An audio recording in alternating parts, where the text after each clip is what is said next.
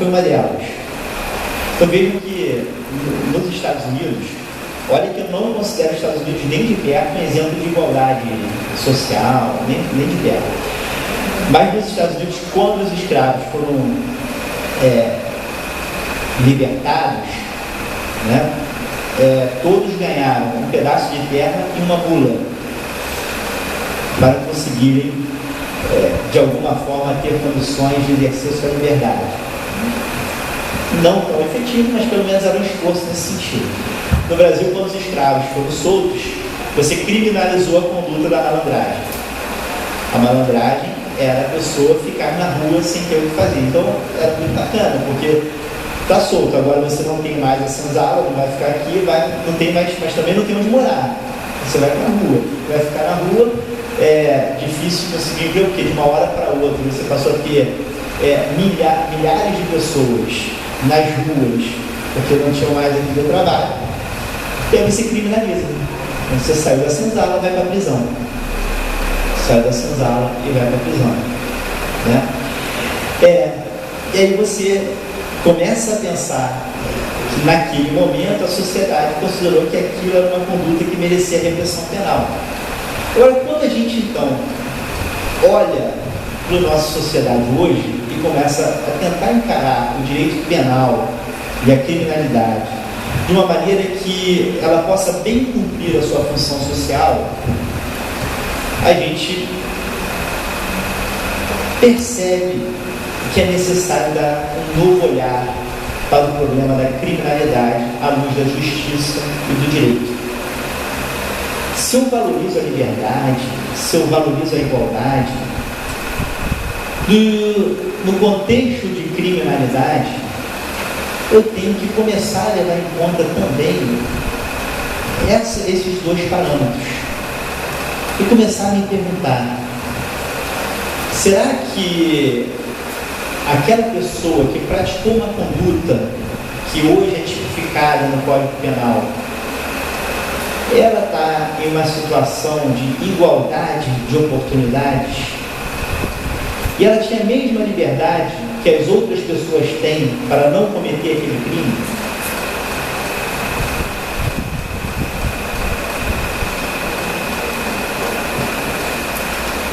Nós acompanhamos em nossa casa espírita algumas famílias, né? E uma delas nos toca de modo especial.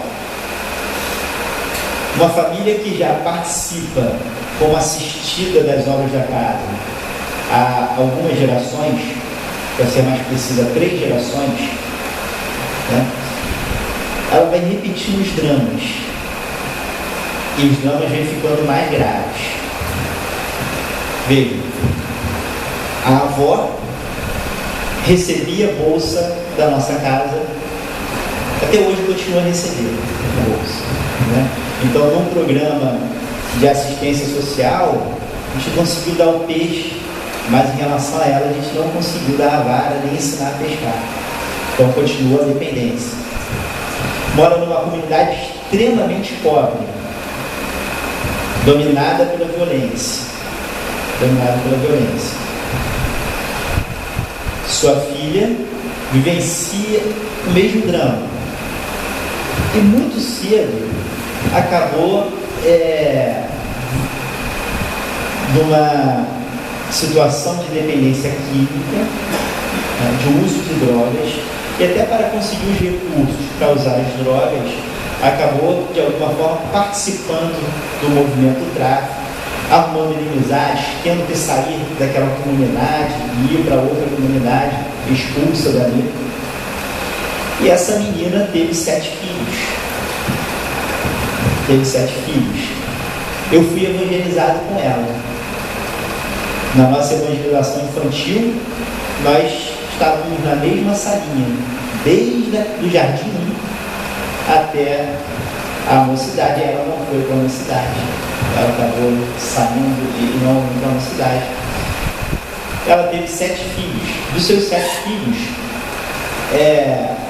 muitos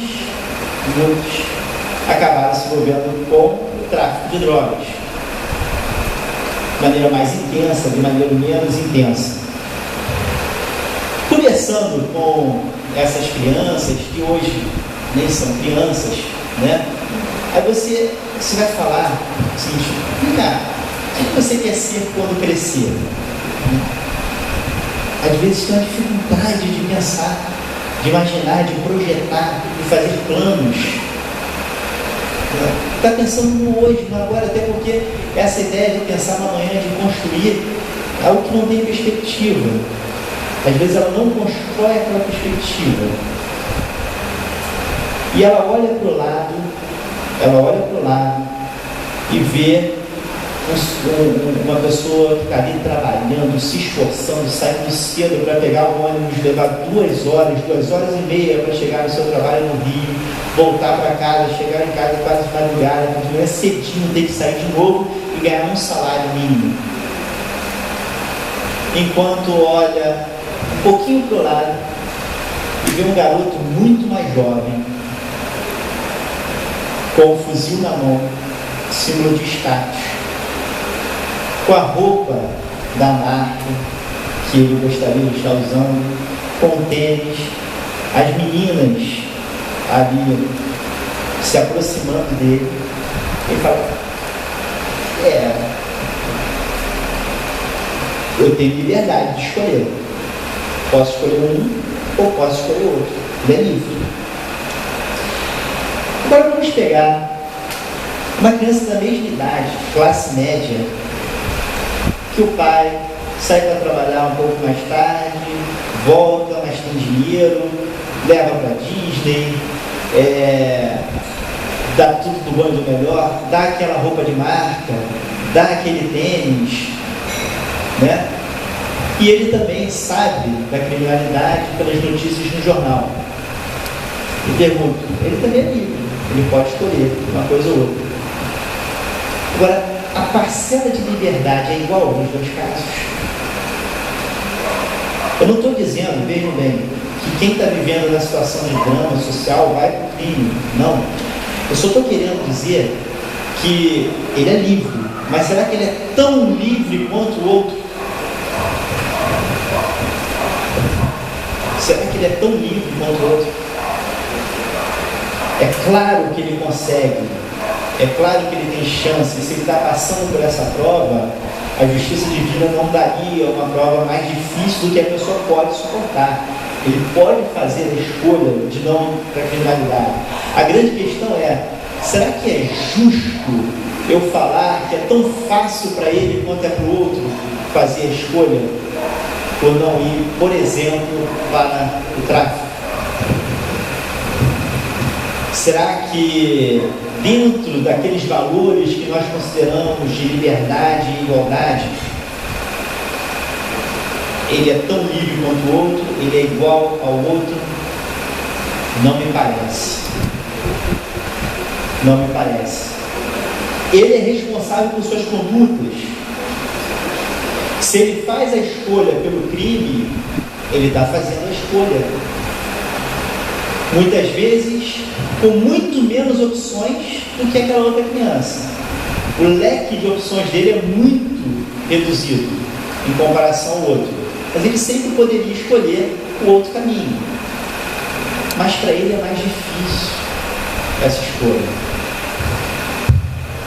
A lei humana pode até considerar isso. Pode até na hora da aplicação da pena buscar, tem estratégias na discussão jurídica para você buscar amenizar um pouco a pena numa situação como essa, né? A culpabilidade seria menor. Só que o que eu quero discutir hoje não é a lei humana propriamente, mas é o nosso olhar como seres humanos, cidadãos e espíritas para essas pessoas, para nós como um todo. São essas pessoas, somos nós como um todo. Quando eu olho, então, um drama como esse, a gente deve parar e pensar, será que se eu tivesse vivendo a mesma situação, eu não teria feito uma escolha semelhante, parecida? Porque é muito fácil a gente julgar em abstrato. É muito fácil a gente julgar sem estar olhando o trilho do trem. Mas talvez se a gente estivesse ali passando pela mesma cena e vendo o trem chegando, a nossa escolha fosse outra.